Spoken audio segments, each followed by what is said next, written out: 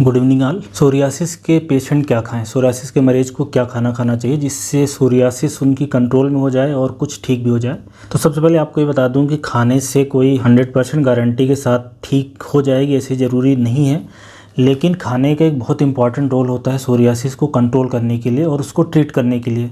Reason ये है कि सोरियासिस एक ऑटोइम्यून बीमारी है, तो ऑटोइम्यून बीमारी में खाने का रोल बढ़ जाता है। इसलिए ऑटोइम्यून बीमारी आजकल ज़्यादा हो रही है क्योंकि हमारा खाना बिगड़ रहा है, उसमें ज़्यादा ऐसे खाने आ गए हैं जिसमें इन्फ्लेमेशन बढ़ाने की प्रॉपर्टी रहती है। इन्फ्लेमेटरी फूड ज़्यादा हम लोग यूज कर रहे हैं, इसलिए बीमारी बढ़ रही है। इसलिए खाने का काफ़ी इंपॉर्टेंट रोल है। तो किस तरह के खाने खाएं सोरियासिस के पेशेंट? तो अगर एक बहुत सिंपल लाइन में बोलना चाहूँ तो सोरियासिस के पेशेंट को वीगन डाइट या वेजिटेरियन डाइट खाना है, वो भी इतना कि वज़न उनका नियंत्रित रहे। सोरियासिस ऐसा देखा गया है कि मोटे लोगों में प्रायः देखने को मिलती है, मोटापे में ज़्यादा रहती है। तो अगर आप वज़न को नियंत्रित करते हैं, कम कर लेते हैं, तो सोरियासिस में काफ़ी हद तक आराम मिल सकता है। तो अपना बॉडी मास इंडेक्स कम रखें। अब क्या चीज़ें खाएं? ऐसे खाने खाएं सोरियासिस में जो कि ऐसी चीज़ें हों जिसमें एंटी इन्फ्लेमेटरी प्रॉपर्टी हो। एंटी इन्फ्लेमेशन मतलब शरीर के अंदर जो इन्फ्लेमेशन होता है, सोरियासिस में होता क्या है, शरीर का जो इम्यून सिस्टम है वो डिस्टर्ब होता है। तो ये स्किन की क्रोनिक इन्फ्लेमेटरी ऑटोइम्यून बीमारी है। तो एंटी इन्फ्लेमेटरी प्रॉपर्टी होती है ओमेगा 3 फैटी एसिड में, जो कि फिश ऑयल में मिलता है और जो ड्राई फ्रूट्स होते हैं उसमें काफ़ी मात्रा में रहता है। इसके अलावा जो हमारी सब्जियां हैं, जो फल हैं, जो सलाद हैं, इनमें एंटी इन्फ्लेमेटरी प्रॉपर्टी वाले बहुत सारी चीज़ें होती हैं, जैसे कि vitamin A, vitamin C, vitamin E, selenium, calcium. तो मिनरल्स और विटामिन्स एंटी इन्फ्लेमेटरी वाले सब्सटेंस है। इसके अलावा फाइबर भी।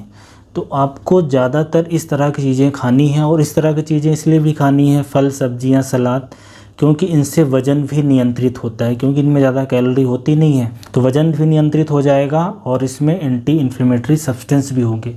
तो अगर किसी को सोरियासिस है तो ज़्यादा फलों पे, सब्जियों पे खाने पे फोकस रखें, और जो अनाज है, अनाज में स्पेशली जो चावल है या दाल है या रोटियां हैं वो घर की बनी हुई हो, ज़्यादा प्रोसेस ना हो, मतलब मैदा नहीं हो। और क्या क्या चीज़ें नहीं खानी है, तो ऐसी चीज़ें जो इन्फ्लेमेशन बढ़ाती हैं। तो इन्फ्लेमेशन बढ़ाने में सबसे पहले नॉन वेज आता है। नॉन वेज किसी भी तरह का हो, चिकन, मटन या किसी और फार्म में जैसे कि एग हो सकता है, उससे शरीर में इन्फ्लेमेशन बढ़ता है। तो सोरियासिस के पेशेंट को उसकी मनाही रहती है। इसके अलावा डेयरी के जो भी प्रोडक्ट हैं, दूध से लेके पनीर, छाछ, घी, सारे इन्फ्लेमेशन को बढ़ाते हैं, तो वो भी, उसकी भी मनाही रहती है। इसके अलावा मार्केट में जितने तरह के रिफाइंड ऑयल से बनी चीज़ें रहती हैं, तली भुनी, प्रोसेस्ड, शक्कर है, शक्कर वज़न भी बढ़ाता है, इन्फ्लेमेशन भी बढ़ाता है। तो बाज़ार की डिब्बाबंद चीज़ें, प्रोसेस चीज़ें जो बेकरी में मिलती हैं, वो सारी की मनाही रहती है। कहने का मतलब है कि आपको ऐसा खाना खाना है जिससे वज़न नियंत्रित हो, एल्कोहल से बचना है, स्मोकिंग से बचना है। तनाव भी एक बहुत बड़ा कारण होता है। और जो बाज़ार की डिब्बाबंद प्रोसेस मीट, डेयरी वाले प्रोडक्ट हैं, रिफाइंड तेल में फ्राई किए हुए हैं, ज़्यादा मसाले डले हैं, जो फास्ट फूड है, चाइनीज़ फूड है, जो ठेले पे मिलता है, चाट, समोसा, इस तरह के आइटम, वो सारे ख़राब होते हैं। तो इस तरीके से अपनी दिनचर्या को आपको करना है।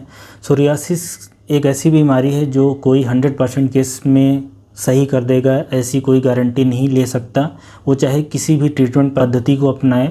रीज़न है ये शरीर की खुद की प्रॉब्लम है। तो इसमें जो अप्रोच होना चाहिए कि बीमारी को सबसाइड करें, सिम्टम्स को सबसाइड करें, जो इम्यून सिस्टम डिसरेगुलेट है उसको सही करें। तो उसके लिए दिनचर्या में बदलाव करना है, जैसे कि एक्सरसाइज करना है, पानी पीना है, नींद लेना है, तनाव नहीं हो, स्ट्रेस नहीं हो, स्मोकिंग, एल्कोहल, इससे बचना है, अपने आप को एक्टिव रखना है, वज़न कम करना है। और विटामिन डी का भी बड़ा इम्पॉर्टेंट रोल है।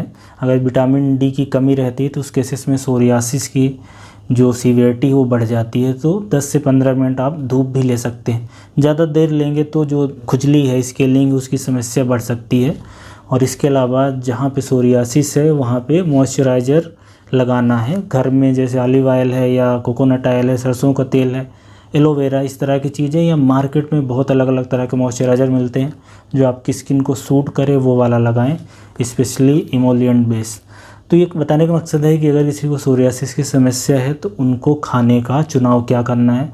बस अगर आप एक बात इतनी सी समझ गए कि वीगन वेजिटेरियन डाइट होगी, वो भी लो कैलोरी वाली, बस इतने से ही काफ़ी आराम मिलता है। क्योंकि सोरियासिस में आपको मल्टीपल चीज़ों पे फोकस रखना है, फूड से लेके लाइफ स्टाइल से लेके ड्रग्स से और टॉपिकल जो अलग अलग तरह की दवाइयाँ स्टेरॉइड है।